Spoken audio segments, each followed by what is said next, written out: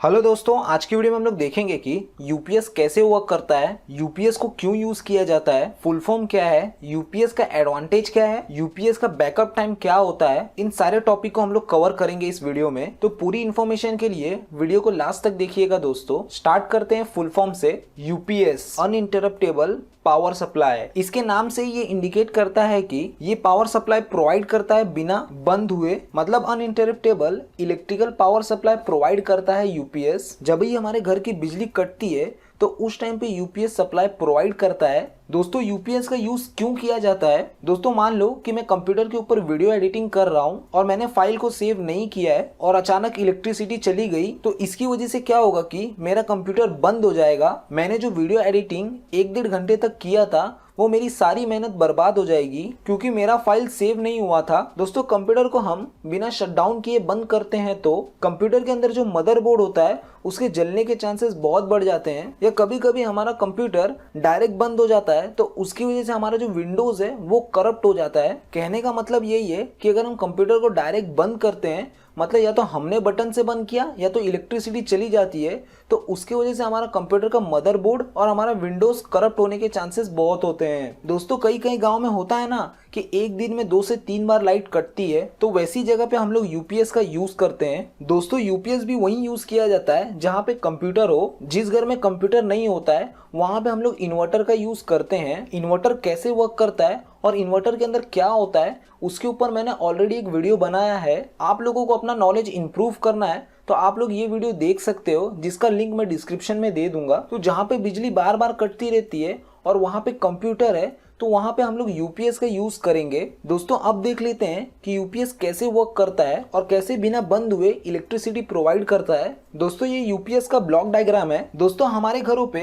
Normally 230 volt AC supply आती है। UPS को हम लोग 230 एसी वोल्ट देते हैं इस वायर की सहायता से। वायर से यूपीएस के अंदर 230 वोल्ट एसी सप्लाई आती है। ये 230 एसी वोल्ट एक रेक्टिफायर को दिया जाता है। रेक्टिफायर का काम क्या होता है कि एसी सप्लाई को डीसी में कन्वर्ट करना। एसी सप्लाई को डीसी में कन्वर्ट करने के बाद डीसी सप्लाई को बैटरी को दिया जाता है। नॉर्मल कंडीशन में, मतलब जब बिजली होती है तो हमारा जो बैटरी है वो चार्ज होता है और वही सेम डीसी सप्लाई हमारे इन्वर्टर को दिया जाता है। इन्वर्टर डीसी सप्लाई को एसी सप्लाई में कन्वर्ट करता है मॉसफेट की सहायता से। दोस्तों, इन्वर्टर से जो आउटपुट निकलता है वो प्रॉपर साइन वेव नहीं होता है। इसके लिए हम लोग फिल्टर का यूज करते हैं। फिल्टर क्या करता है कि जो प्रॉपर साइन वेव नहीं है उसको प्रॉपर साइन वेव बनाता है। तो एसी साइन वेव फिल्टर होने के बाद हमारे ट्रांसफार्मर को दिया जाता है। यहाँ पे ट्रांसफार्मर इसलिए लगाया गया है कि हमारे जो इन्वर्टर से आउटपुट निकलता है, मतलब इन्वर्टर से जो एसी वोल्ट बनता है वो 12 वोल्ट एसी होता है। तो ये जो 12 वोल्ट एसी है उसको हम लोग ट्रांसफार्मर में देते हैं। तो ट्रांसफार्मर क्या करता है कि 12 वोल्ट जो एसी है उसको 230 एसी वोल्ट में कन्वर्ट करता है,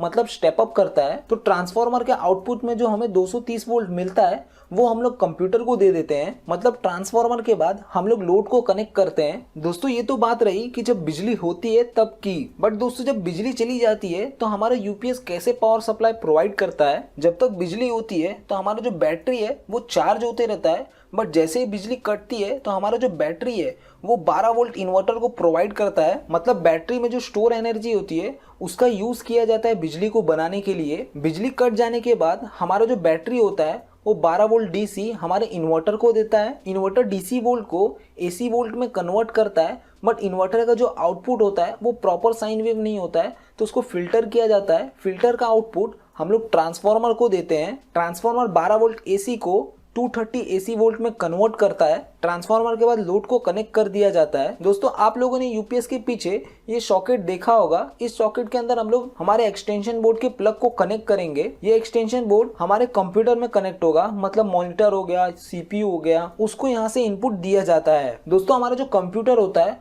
अगर मिली सेकेंड के लिए भी लाइट जाती है तो भी वो बंद हो जाता है। तो यूपीएस बिना एक साइकिल को भी मिस किए कैसे बिजली दे पाता है? दोस्तों, जब बिजली रहती है तो क्या होता है कि हमारा जो रेक्टिफायर है वो डीसी सप्लाई बैटरी को देता है। तो बैटरी को जैसे डीसी सप्लाई मिलता है तो बैटरी जो हमारा होता है वो चार्ज होता है उस टाइम पे, लेकिन दोस्तों साथ में ही वो डिस्चार्ज भी होता है। सेम टाइम पे ही बैटरी हमारा 12 वोल्ट डीसी इन्वर्टर को देता है।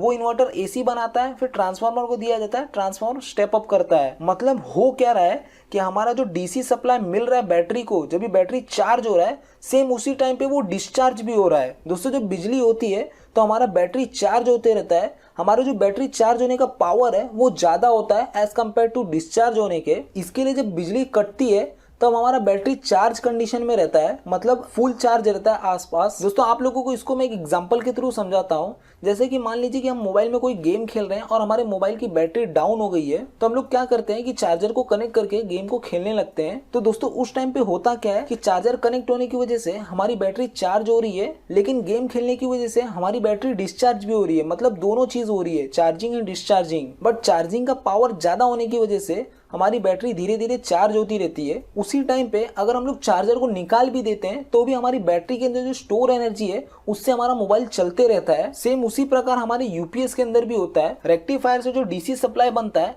वो डायरेक्ट हम लोग इन्वर्टर को नहीं देते हैं, उसके बीच में हम लोग बैटरी को रखते हैं। इसकी वजह से क्या होता है कि इन्वर्टर जो भी एसी सप्लाई बना रहा है वो ऑलवेज बैटरी से ही पावर लेके एसी सप्लाई बनाता है। तो बिजली कट भी जाएगी तो हमारा बैटरी उस टाइम पे भी सप्लाई प्रोवाइड करते रहता है, जिससे कि हमें कोई भी साइकिल का इंटरप्शन नहीं मिलता। दोस्तों यूपीएस का एडवांटेज क्या होता है, गांव में कभी कभी वोल्टेज कम ज्यादा होते रहता है, तो अगर यूपीएस लगा होगा तो उसे कोई भी फर्क नहीं पड़ता है। मतलब यूपीएस लोड को हाई वोल्टेज से भी प्रोटेक्ट करता है। यूपीएस बिना इंटरप्ट हुए इलेक्ट्रिसिटी प्रोवाइड करता है। साइज में कॉम्पैक्ट होता है, मतलब छोटा होता है। दोस्तों यूपीएस कितने देर तक बैकअप देगा, मतलब कि जब बिजली चली जाएगी तो हमारा जो यूपीएस है वो कंप्यूटर को कितने देर तक ऑन रख पाएगा। दोस्तों यूपीएस अलग अलग बैकअप टाइम के आते हैं, जैसे कि 15 मिनट का बैकअप, 30 मिनट का बैकअप, 45 मिनट का बैकअप। ये जो बैकअप टाइम है ये डिपेंड करता है बैटरी के साइज के ऊपर। मतलब जितनी बड़ी बैटरी होगी उतने ज्यादा देर तक का बैकअप मिलेगा हमें। नॉर्मली 15 मिनट बैकअप टाइम वाले यूपीएस यूज किए जाते हैं। दोस्तों मान लो कि मैंने 15 मिनट बैकअप टाइम वाला यूपीएस यूज किया है, तो जब बिजली चली जाती है तो हमारा यूपीएस 15 मिनट का बैकअप टाइम प्रोवाइड करेगा। तो उस टाइम पे हमें क्या करना होता है कि हमारे फाइल को हम सेव कर लें और पीसी को शट डाउन कर दें। तो जो 15 मिनट का हमें बैकअप टाइम मिला है उसके टाइम में हम फाइल को सेव भी कर लें